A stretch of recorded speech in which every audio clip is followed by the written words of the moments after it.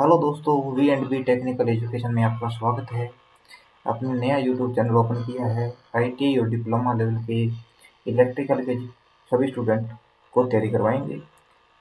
इस YouTube channel के ऊपर प्रीवियस क्वेश्चन पेपर आईटीआई के जितने भी हैं, सबसे पहले आईटीआई के, उसके बाद हैं डिप्लोमा लेवल के जितने भी क्वेश्चन पेपर हैं उनको सोल्व करेंगे। मेरे द्वारा 1000 क्वेश्चन तैयार किए गए हैं, उनको भी रेगुलर क्लास 1-2 दिन में चालू करते हैं। बिल्कुल डेप्थ से देखेंगे इसको, बिना किसी टाइम खराब किए चलते हैं क्वेश्चन पेपर की।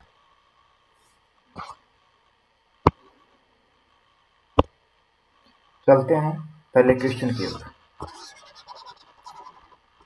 पहला क्वेश्चन है, दो लैंप 230 वोल्ट की श्रृंखला में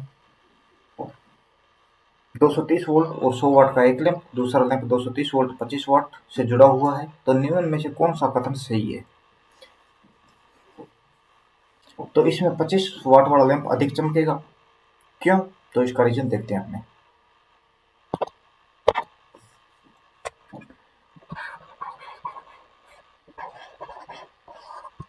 ये दो लैंप हैं,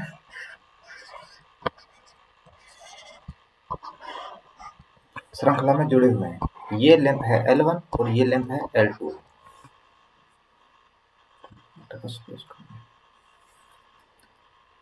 ये लैंप है L1 और ये लैंप है L2।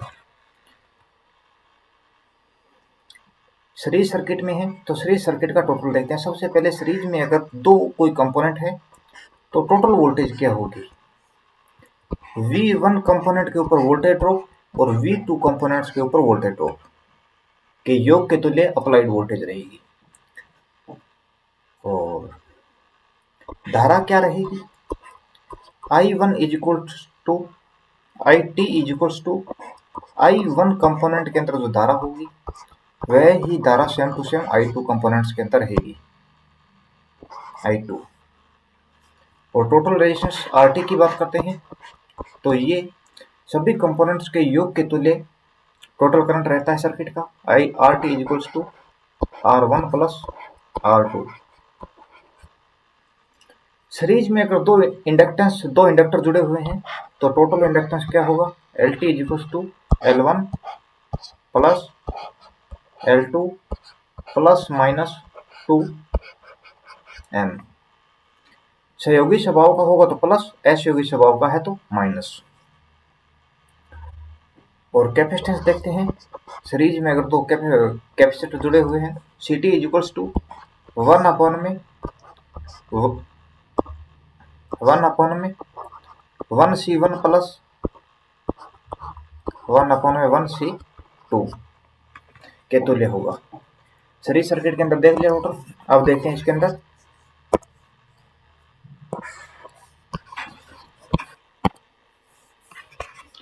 तो अब अपने देखते हैं इसके अंदर।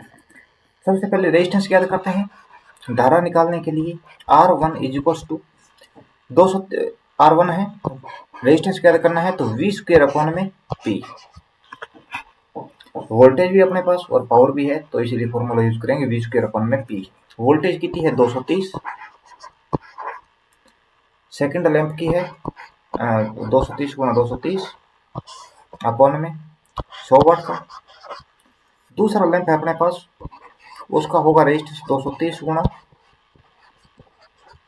230 अपॉन में 25। काटेंगे, डबल जीरो से डबल जीरो गई, ये बच गया 23 गुणा 529 5 46 2116। धारा ज्ञात करने के लिए सर्किट का टोटल रेजिस्टेंस देखेंगे तो टोटल रेजिस्टेंस हो जाएगा 529 प्लस 2116 2645 2645 RT है। धारा ज्ञात करने के लिए I is equals to voltage upon में रेजिस्टेंस। वोल्टेज अपने पास 230 डिवाइडेड बाय 2645। धारा का मान आया 0.086। तो पावर क्या करने के लिए फॉर्मूला रहता है आई स्क्वायर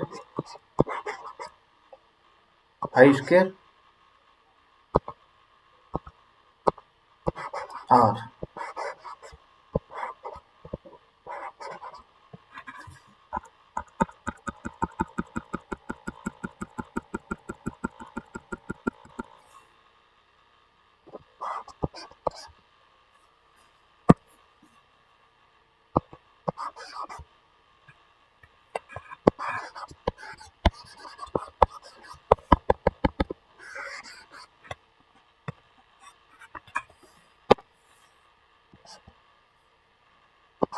फॉर्मूला रहता है आई स्क्वायर आर।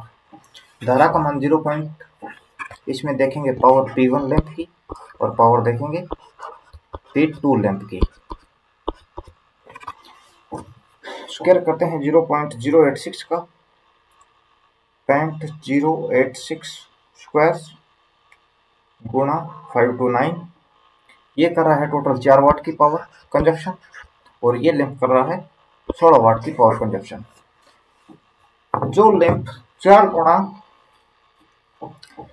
ज़्यादा वाट का था वो इस टाइम सीरीज में जुड़े होने के कारण 4 गुणा पावर कम कंजप्शन कर रहा है, क्योंकि सीरीज के अंदर धारा सेम रहती है और रेजिस्टेंस जिसका ज़्यादा होगा पावर उतनी ज़्यादा कंजप्शन होगी। क्योंकि धारा सेम है आई स्क्वायर आर, रेजिस्टेंस ज़्यादा तो आई स्क्वायर आर भी ज़्यादा। इसीलिए सीरीज सर्किट के अंदर जो लैंप कम वाट का होगा वो हमेशा ज़्यादा पावर कंजप्शन करेगा। अब इस क्वेश्चन में है 230 वोल्ट 100 वाट, 230 वोल्ट 25 वाट। इसमें टोटल अप्लाइड वोल्टेज है 230। अगर यहाँ पर 230 करे तो दोनों लेंथ है तो टोटल हो जाती 460 वोल्ट। अगर सर्किट में 460 वोल्ट दिया होता तो 25 वाट वाला लैंप फ्यूज हो जाता और 100 वाट वाला lamp is not working. Okay, चलते हैं नेक्स्ट क्वेश्चन की ओर। कोई भी क्वेश्चन में डाउट लगे तो कमेंट बॉक्स में कमेंट कर देना, देख लेंगे वहां से।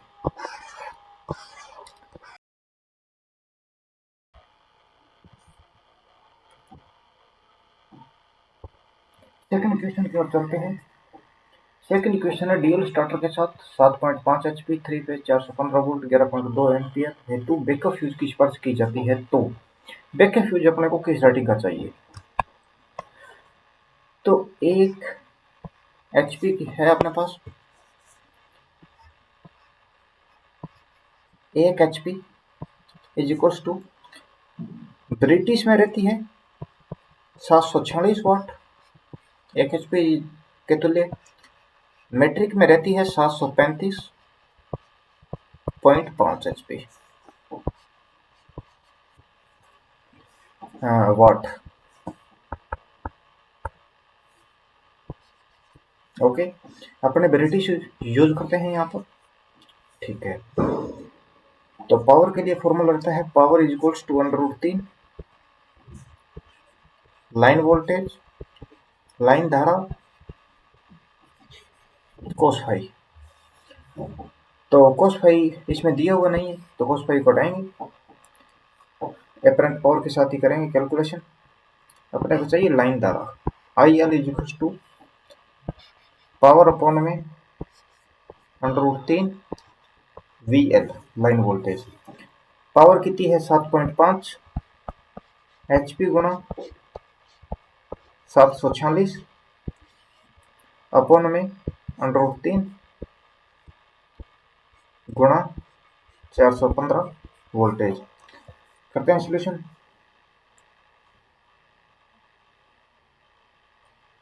तो 7.5 गुणा 746 इज इक्वल्स टू अपॉन में 1.732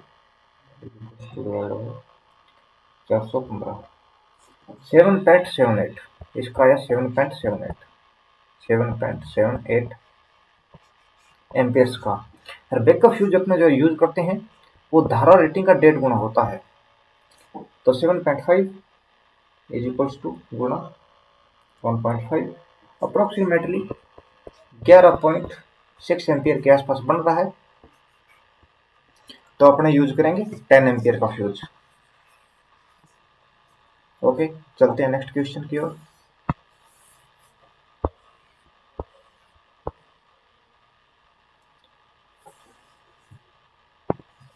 तीसरा क्वेश्चन है, उपलब्ध एक फेज स्रोत से 3 फेज 5 एचपी मोटर चलाने हेतु किस प्रकार के उपकरण को जोड़ा जाना चाहिए? बताओ ऐसा। What device has to be added for running 3-phase 5 HP motors from the available single phase source? Single phase supply है, 3 फेज की 5 एचपी का मोटर चलाना है। अब सभी जाएंगे बिल्कुल डीएल स्टार्टर कर देंगे बिल्कुल।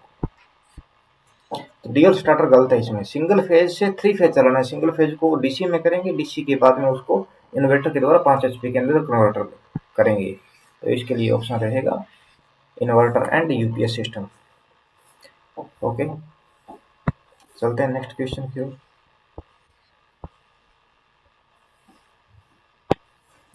यदि लीड अम्लीय बैटरी में इलेक्ट्रोलाइट का स्तर प्लेटों के ऊपर से कम हो जाता है तो निम्न में से क्या होगा? प्लेट लीड सल्फेट में परिवर्तन होगी, बैटरी की जीवन अवधि कम हो जाती है, बैटरी की क्षमता कम हो जाती है, या अभाव। प्लेटों का स्तर कम होगा तो बैटरी की लेड सल्फेट जो है प्लेटें कठोर होना प्रारंभ हो जाएगी, जीवन काल भी कम होगा, बैटरी की क्षमता भी कम होगी। Option number D. वैसे दो चीज के अंदर बैटरी के अंदर 4 प्रकार के होते हैं। सल्फेशन लंबी बैटरी लंबे टाइम तक डिस्चार्ज कंडीशन में रहे तो जो लेड रहता है वो कठोर होना प्रारंभ हो जाता है। ट्रिकल चार्जिंग के द्वारा दोष दूर हो भी सकता है और ना भी हो। सल्फेश सेंटिमेंटेशन होता है, सेंटिमेंटेशन के अंदर प्लेटें समय के साथ खुरती रहती है और नीचे कीचगर में जमा हो जाती है। तो वहां पर प्लेटें कीचगर बढ़ते बढ़ते बिल्कुल प्लेटों को टच कर जाता है तो प्लेट बैटरी इंटरनल ही डिस्चार्ज होनी स्टार्ट हो जाती है। इसके लिए इस दोष को दूर करने के लिए प्लेटों का बैटरी का पूरा इलेक्ट्रोलाइट ही चेंज किया जाता है। तीसरा होता है बकलिंग दोष, बैटरी को ज्यादा एम्पियर क्षमता के साथ चार्ज करना या डिस्चार्जिंग के कारण ये दोष प्रारंभ हो जाता है। इस दोष को दूर करने के लिए प्लेटों को ही बदला जाता है बिल्कुल। चार्जिंग एम्पियर क्षमता 6 एम्पियर से ज्यादा नहीं होनी चाहिए और डिस्चार्जिंग 30 एम्पियर से ज्यादा। जो वाहनों के अंदर बैटरी यूज की जाती है, वाहनों के अंदर जो बैटरी यूज की जाती है वो 30 एम्पियर आवर से लेकर 60 एम्पियर आवर तक होती है। क्वेश्चन आ जाता है, सॉरी। ओके, नेक्स्ट क्वेश्चन की ओर चलते हैं। 5 नंबर क्वेश्चन है,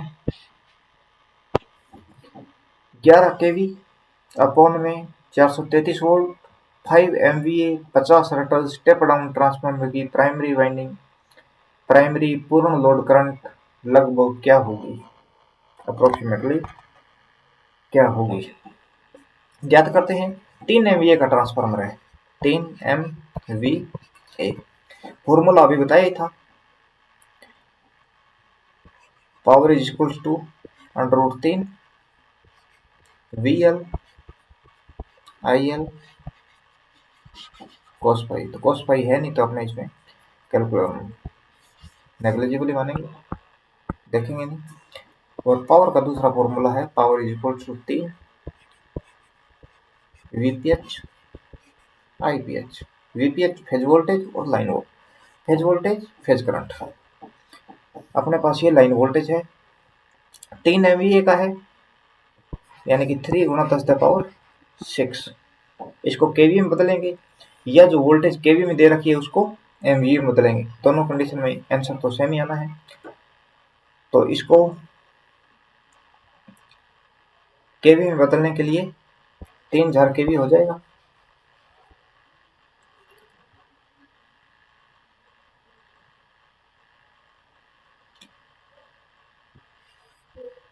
अपने क्या करना है, प्राइमरी लोड, प्राइमरी धारा आईपी अपॉन में √3 गुणा 11 केवी वोल्टेज। केवी नहीं लिखना चाहिए लेकिन सीधा लिख दिया वैसे ही।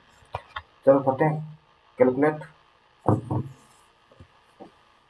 3000 अपॉन में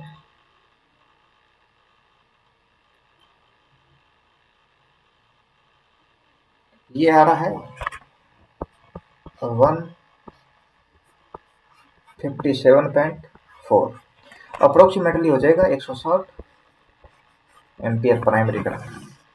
option number A is right now. चलते हैं नेक्स्ट क्वेश्चन की ओर। क्रिम्पिंग परिघटना देखी गई है। क्रिम्पिंग पावर फैक्टर मीटर में होती है, वाट आवर मीटर में होती है, वाट मीटर में होती है या एम्पियर मीटर में होती है। क्रिम्पिंग परिघटना होती है वाट मीटर अपना नो लोड कंडीशन पर है, जैसे घर के अंदर एनर्जी मीटर लगा हुआ है, ये मतलब नो लोड के ऊपर है। तो नो लोड के अंदर भी पोटेंशियल कॉइल के इंडक्शन के कारण ये नो लोड पर भी गति करता रहता है। इसको दूर करने के लिए 180 डिग्री के एंगल पर डिस्क जो होती है उसके 180 डिग्री के एंगल के ऊपर दो सुराख निकाले जाते हैं, जिसके कारण वो सुराख प्रेशर कॉइल के नीचे रहेंगे, जिससे वहीं पर रुक जाएंगे। फिर प्रेशर और करंट कॉइल दोनों के कारण ये रन करेगा लोड के कारण। तो ये परिघटना होती है वाट घंटा मीटर के अंदर। क्रिम्पिंग दूर करने के लिए 180 डिग्री के एंगल के ऊपर दो छिद्र निकाले जाते हैं। चलते हैं नेक्स्ट क्वेश्चन की ओर। आर्मेचर के खालिस्तान वाइंडिंग में इक्विलाइजर रिंग की आवश्यकता होती है। इक्विलाइजर यानी कि समकारी रिंग। इक्विलाइजर रिंग का यूज किया जाता है लैप वाइंडिंग के अंदर समान धारा को डिस्ट्रीब्यूट करने के लिए। इक्विलाइजरिंग जनरेटर के पैरेलल ऑपरेशन के अंदर भी यूज किया जाता है। इसका होगा लैप वाइंडिंग। नेक्स्ट क्वेश्चन है वर्ग एच रोधन में ताप क्या होती है? 155 डिग्री सेल्सियस है या 135 डिग्री सेल्सियस है, 180 डिग्री सेल्सियस या 180 डिग्री सेल्सियस है या 120 डिग्री सेल्सियस है। तो इसके अंदर इंसुलेशन के जो वर्ग हैं वाई ए, ई बी, एच, सी, एफ, ये सब प्रकार के वर्ग हैं जो इंसुलेशन का तापमान सीमा में डिवाइड किया गया है। वाई 90 डिग्री सेल्सियस के लिए यूज होता है, ए 105 डिग्री सेल्सियस के लिए यूज होता है,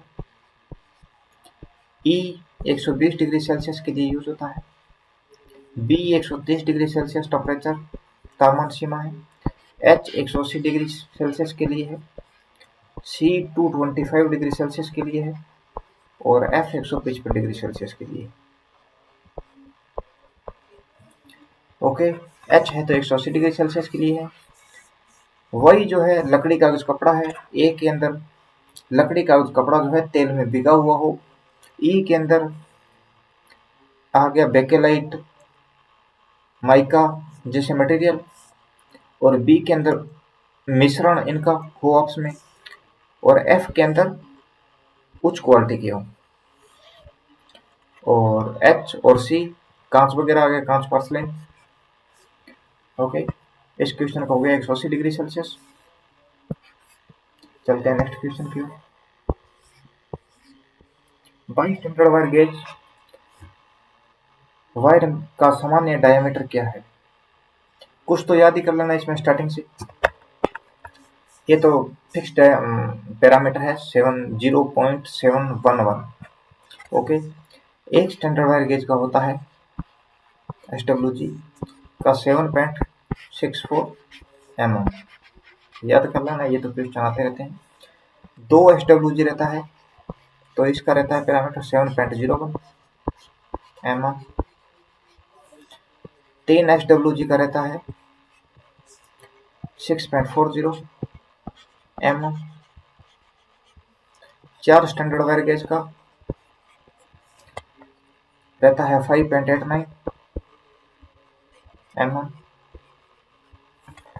6 स्टैंडर्ड वायर गेज का रहता है SWG का 4.88 mm।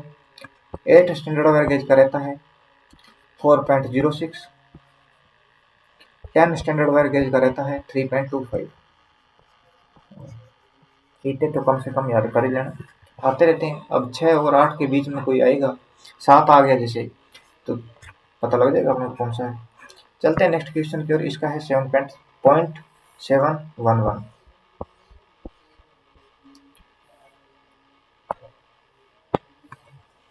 विद्युत इलेक्ट्रिक प्रणाली में उपयुक्त चिन्ह दर्शाता है। इनपुट लाइन में दिखा रहा है, आउटपुट अल्टरनेटिंग करंट है, तो ये इन्वर्टर हो गया। यूपीएस नहीं होगा, इन्वर्टर होगा। चलते हैं नेक्स्ट क्वेश्चन की ओर।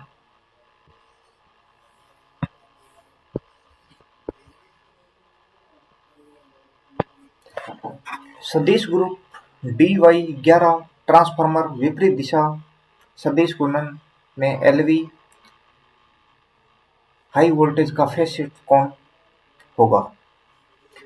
ये वेक्टर ग्रुप है, तो इसके अंदर D अब कैपिटल दिखा रखा है। D का मतलब डेल्टा, Y का मतलब स्टार है, तो D कैपिटल है तो ये high voltage winding, Y smallest है तो लो वोल्टेज वाइंडिंग है। अब 11 शो कर रहा है वेक्टर ग्रुप को। 11 का मतलब है +30 डिग्री, इनपुट से आउटपुट +30 डिग्री से लीड करेगा।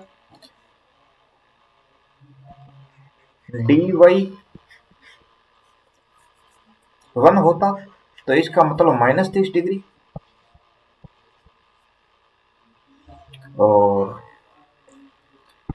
स्टार से उल्टा स्टार होता तो ये 180 डिग्री, यानी कि 6 बजे को शो करता।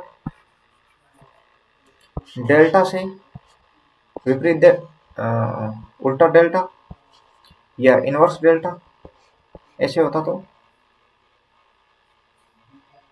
ये भी 180 डिग्री के एंगल को शो करता, यानी कि 6 बजे। ओके, चलते हैं नेक्स्ट क्वेश्चन की ओर। इसका आंसर है DY11, यानी कि 11 का मतलब पॉजिटिव 30 डिग्री।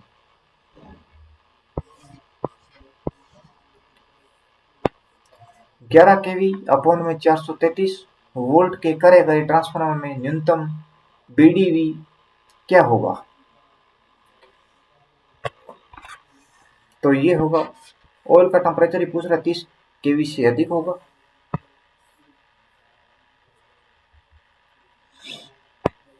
चलते हैं नेक्स्ट क्वेश्चन की ओर।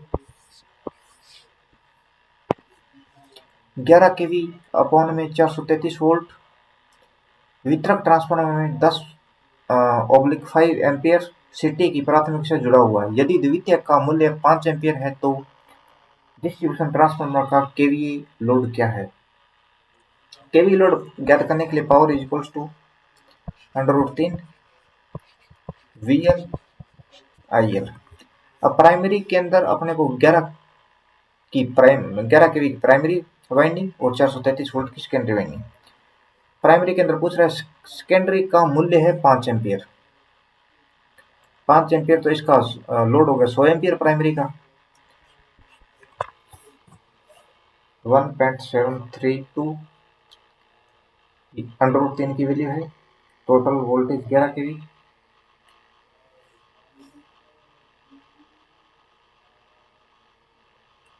गुणा 100 एम्पियर का लोड, एम्पियर हो गया। सेकेंडरी सिटी के अंदर 5 एम्पियर है, तो प्राइमरी करंट, टोटल करंट कितना है? रेशियो है ये तो 100/5, यानी कि ये हो जाएगा 20:1 के अंदर करंट फ्लो कर रहा है। अब यहाँ पे द्वितीय का 1 दिखाता तो प्राइमरी में 20 एम्पियर करंट फ्लो कर रहा था, और सिटी वैसे प्राइमरी से जुड़ी हुई है, तो ये हो जाएगा पावर बराबर √3 VL IL। √3 का मान 1.732 गुणा वोल्टेज 11,000, करंट कितना है 100 एम्पियर, तो ये आ जाएगा 1900 KVA, option number C. Okay, कोई क्वेरी हो तो कमेंट बॉक्स में टाइप कर देना, वहाँ से आपको दोबारा बता देंगे इसके बारे में। नेक्स्ट क्वेश्चन है, किसी लैंप द्वारा उत्सर्जित दीप्त अवयव का अनुपात लैंप द्वारा विद्युत खपत का खालिस्तान है। The ratio of illumination flux emitted, उत्सर्जित करता है।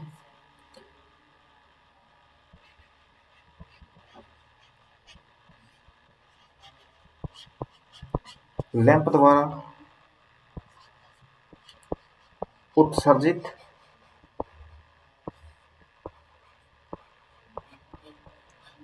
प्रकाश अपॉन में विद्युत शक्ति खपत, इलेक्ट्रिकल पावर कंजप्शन। तो लैंप का आउटपुट किस में रहता है? ल्यूमेन में। पावर किस में होती है? वाट में। तो ये क्या है? ल्यूमेन अपॉन में पावर। तो ये दीप्त क्षमता, इल्यूमिनेशन इफिशियंसी, इससे पहले मिस्टेक है, दीप्त क्षमता हो जाएगी। चलते हैं नेक्स्ट क्वेश्चन की ओर। कलर रेंडरिंग इंडेक्स नेगेटिव होगा। कलर रेंडरिंग इंडेक्स नेगेटिव किस में होता है? नेगेटिव होता है low pressure sodium vapour lamp के अंदर। लक्स की यूनिट होती है ल्यूमेन पर मीटर स्क्वायर।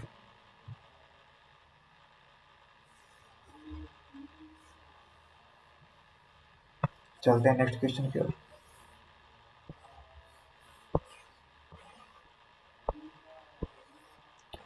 किसी लैंप परिपथ में प्रोज्वलक का प्रयोग किया जाता है।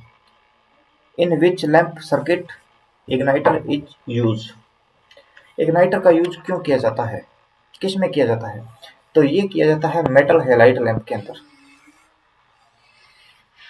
वैसे यूज किया जाता है सोडियम वेपर लैंप में भी, सोडियम वेपर लैंप में भी।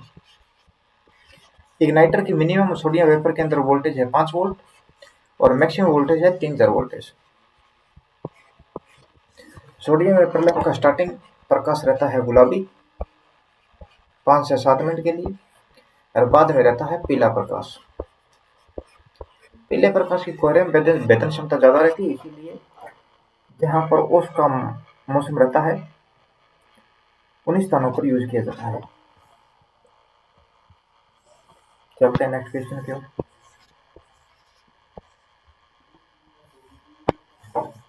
कोई केबल का YFY के रूप में डिजाइन किया गया है, तो यह क्या इंगित कर रहा है? बताते हैं पहले आपको इसके बारे में।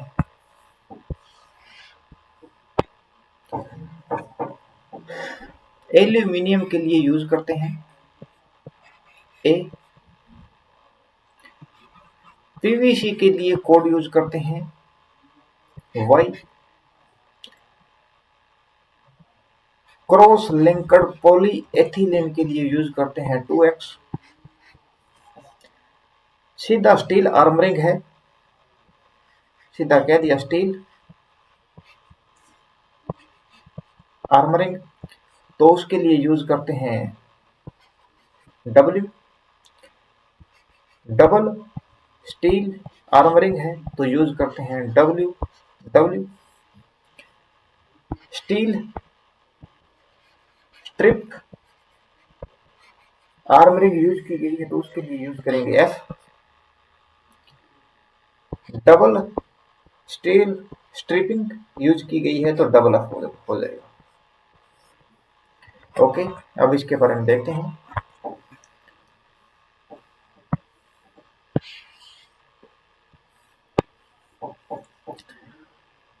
Y अब किसको शो कर रहा है? Y कर रहा है पीवीसी को। पीवीसी दो ऑप्शन के अंदर है। ये होगा copper conductor PVC insulation, armoured cable copper conductor PVC insulation, flat rounded PVC outer sheath. और दूसरा पीवीसी का ऑप्शन कहाँ पर है? ये क्रॉस लिंक्ड आ गया, क्रॉस लिंक्ड, और यहाँ पर ऑप्शन नंबर हो जाएगा अपने पास ए। कॉपर के लिए यूज भी करते हैं अपने, कॉपर के लिए नहीं होता वैसे। एल्यूमिनियम के लिए ए, पीवीसी के लिए Y, क्रॉस लिंक्ड पॉलीएथिलीन के लिए 2X, और स्टील आर्मरिंग के लिए W, डबल स्टील आर्मरिंग के लिए W, स्टील स्ट्रिपिंग के लिए F और डबल स्टील स्ट्रिपिंग के लिए F।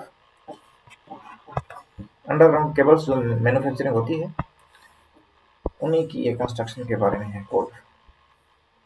चलते हैं नेक्स्ट क्वेश्चन की ओर। शुद्ध इंडक्टर ऐसी परिपथ में निम्न में से कौन सा कथन सही है? आभासी शक्ति शून्य होगी? क्यों होगी? नहीं होती। प्रतिगति प्रतिक्रियाशील शक्ति शून्य होती है। विद्युत परिपथ की एक्टिव पावर 0 होती है। परिपथ का इंपीडेंस शून्य होता है। इंपीडेंस शून्य होता है। तो इसके अंदर एक्चुअल जो पावर रहती है, ट्रू पावर, वो 0 रहती है इंडक्टर के अंदर, क्योंकि प्योर इंडक्टर होगा उसका पावर फैक्टर cos फाई का मान रहेगा 0। तो वोल्टेज गुणा धारा गुणा cos फाई, तो किसी भी संख्या को 0 से गुणा करेंगे तो आउटपुट 0 ही मिलेगा। एपरेंट पावर कैसे 0 नहीं हो सकती? उसके अंदर वोल्टेज भी रहेगी, धारा भी होगी, तो एपरेंट पावर वैसे 0 नहीं हो सकती। रिएक्टिव पावर 0, cos फाई का मान 0 तो sin फाई की वैल्यू 1, तो ये भी 0 नहीं होगा। तो वोल्टेज तो 2 पाई FL कर देंगे, एक्सएल आ जाएगा। वोल्टेज गुणा वोल्टेज अपॉन में एक्सएल, तो इम्पीडेंस भी 0 नहीं हो सकती। Question number C, option number C उत्तर हो जाएगा। चलते हैं नेक्स्ट क्वेश्चन की ओर। कोई सीलिंग फैन 10 पोल के लिए बना है और 60 हर्ट्ज विद्युत आपूर्ति से जुड़ा है होता है, तो गति नियंत्रक के चयन पर आधी गति क्या होगी? सबसे पहले सिंक्रोनस स्पीड ज्ञात करते हैं। Synchronous speed is equals to 120 गुणा F अपॉन में P। ये फ्रीक्वेंसी है, ये नंबर्स ऑफ पोल है। तो 120 गुणा फ्रीक्वेंसी है 60 हर्ट्ज और पोल है अपने पास 10, तो 0 से 0 गया। वार्षिक 72 72 720 आरपीएम की स्पीड है। तो इसकी आधी स्पीड क्या होगी? 360 आरपीएम। ओके,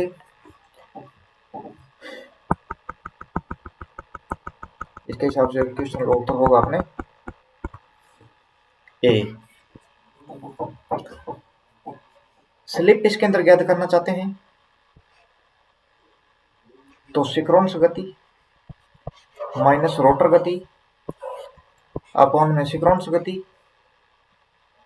गुणा 100, तो प्रतिशत स्लिप आ जाएगी हमारे पास। रोटर फ्रिक्वेंसी ज्ञात करना चाह रहे हैं, स्टैंड स्टिल पोजीशन के अंदर मोटर है, तो स्टेटर फ्रिक्वेंसी के इक्वल टू रोटर फ्रिक्वेंसी रहेगी। अगर मोटर चल रही है तो हो जाएगा S गुणा F। फ्रिक्वेंसी अपने पास है अप्लाइड फ्रिक्वेंसी, स्टेटर के ऊपर स्लिप हो जाएगा सिंक्रोनस गति माइनस रोटर गति अपॉन में सिंक्रोनस गति। फ्रैक्शन के अंदर रहेगी स्लिप यहाँ पर, ना कि प्रतिशत में। ओके, चलते हैं नेक्स्ट क्वेश्चन की ओर। इसका उत्तर हो जाएगा ए। निम्न दिए गए विद्युत त्रिकोण में यदि सदिश वेक्टर b है तो विद्युत सदिश के संबंध में कौन सा सही है? पूरा ट्रायंगल बनाते हैं अपने।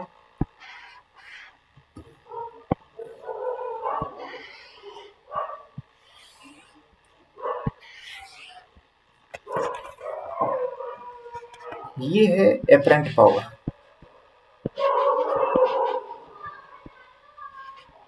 ये है एपरेंट पावर यानी कि वोल्टेज गुणा धारा। ये अपने पास है ट्रू पावर, वोल्टेज गुणा धारा गुणा cos फाई वाली। ये है रिएक्टिव पावर, वोल्टेज गुणा धारा गुणा sin फाई। ओके, 19 नंबर क्वेश्चन के हिसाब से देखते हैं, तो बी अपने पास किलोवाट वाला है, तो ऑप्शन सी और डी बन रहा है। और ए अपने पास है केवीएआर, रिएक्टिव पावर केवीएआर के अंदर होती है, वीएआर या केवीएआर, तो ऑप्शन नंबर सी बन रहा है। और ये है ट्रू पावर केवीए के अंदर। ओके, इसी ट्रायंगल के ऊपर इम्पीडेंस देख लेते हैं।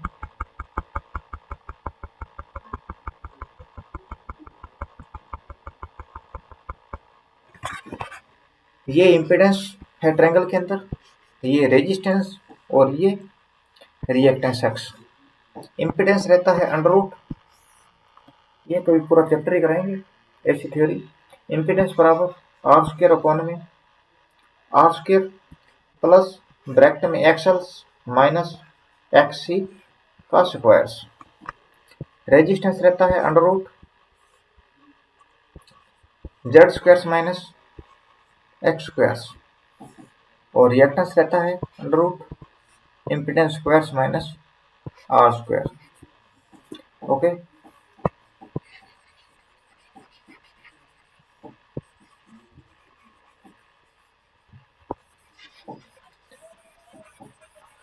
अब इसके अंदर देख लेते हैं। ये है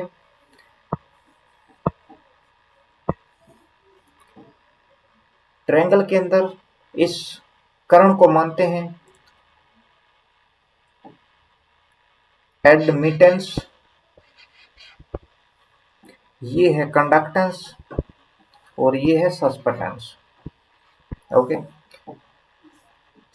इन सभी की यूनिट रहती है महो। ओके, ज्ञात करेंगे अंडर रूट जी स्क्वायर प्लस बी स्क्वायर। इसको वही से शो करते हैं, इम्पीडेंस का व्युत्क्रम है, कंडक्टेंस को रेजिस्टेंस का व्युत्क्रम, सस्पेंटेंस रिएक्टेंस का व्युत्क्रम। कंडक्टेंस को जी के द्वारा शो करते हैं और सस्पेंटेंस को बी के द्वारा। कंडक्टेंस को ज्ञात करने के लिए आर अपॉन में R square plus X square. Susceptance को ज्ञात करने के लिए एक्स अपॉन में X square plus R square. Okay, power factor के लिए जी अपॉन में वाई, और पहले इम्पीडेंस वाला लिखा था तो उसमें आर अपॉन में जेड, यानी कि आधार अपॉन में कर्ण। ओके, चलते हैं नेक्स्ट क्वेश्चन की ओर।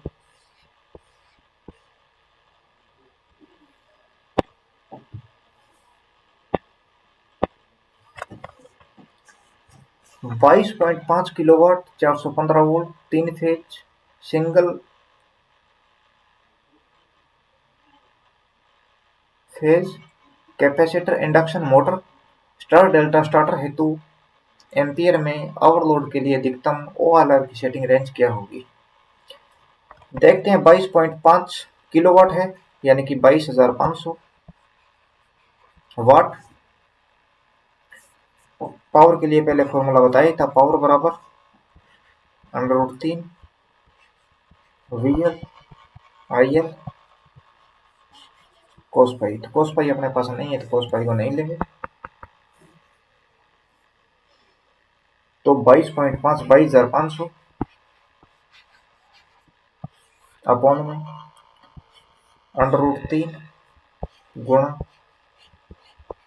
415। करते हैं सोल्यूशन।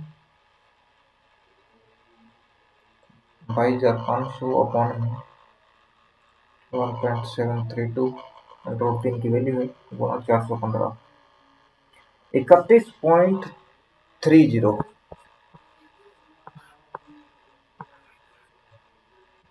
एम्पियर्स हो जाएगा।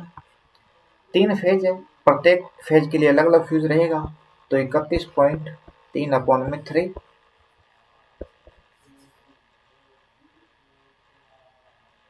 Divided by 3, 10.4 ampere. एवरेजली 9 से लेकर 15 एम्पियर तक की ओवरऑल सेटिंग रेंज रहेगी।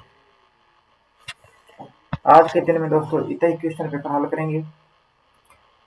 कोई भी क्वेरी हो तो कमेंट बॉक्स में टाइप करना, और नया यूट्यूब चैनल है तो इम्प्रूवमेंट धीरे धीरे होता रहे।